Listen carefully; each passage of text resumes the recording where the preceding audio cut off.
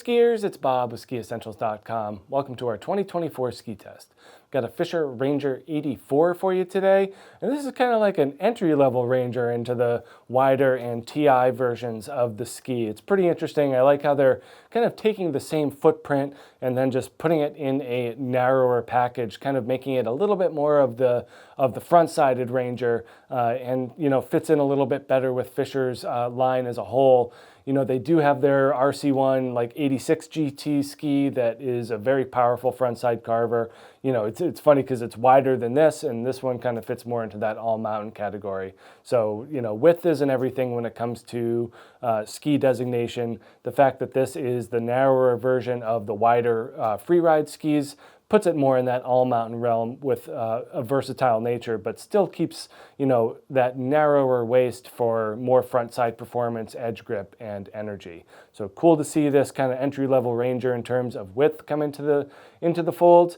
It is built with just a poplar wood core, no metal in the ski. They do get FiberTech, their fiberglass laminate in this thing as well, and that adds a pretty good deal of stiffness to the mix, just giving it more responsiveness and more energy both in and out of the turn.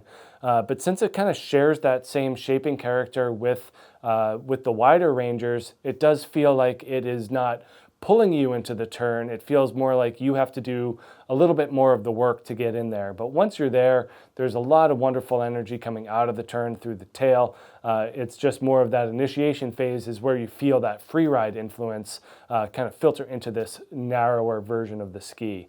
But yeah, it is, on the slightly stiffer side, does help you kind of get that nice positive rebound out of the ski.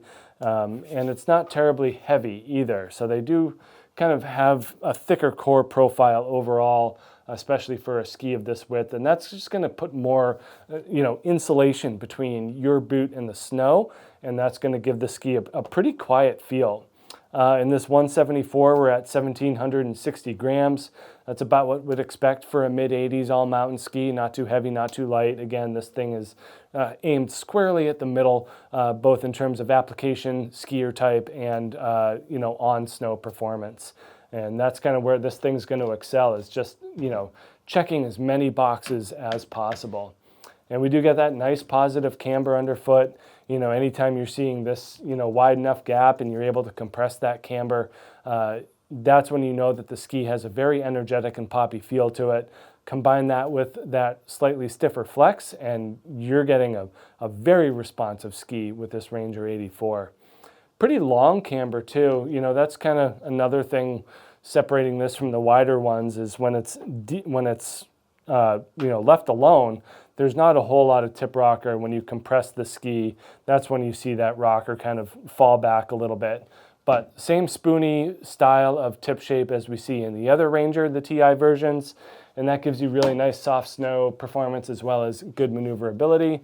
And then just a very similar tail as well. So slight taper helps out with ease of exit of the turn and softer snow.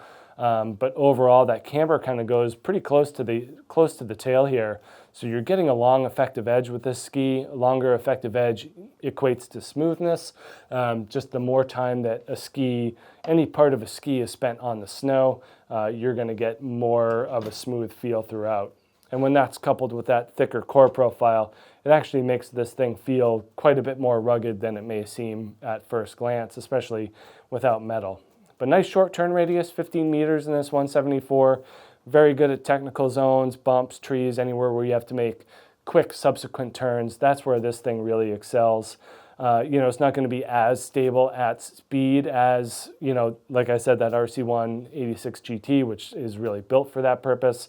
Nor is it going to be as floaty as the wider versions of the Ranger. Again, the strength of this ski is in its well-roundedness and its versatility, offering a lot of performance and pop for skiers in the intermediate through expert range that are looking for a mid-80s all-mountain ski that doesn't have, the top end of bells and whistles. It's a simplistic build, but what they have, they get a lot out of. So make sure you check out this 2024 Fischer Ranger 84 here at SkiEssentials.com, and we will see you out there on the hill. Bye.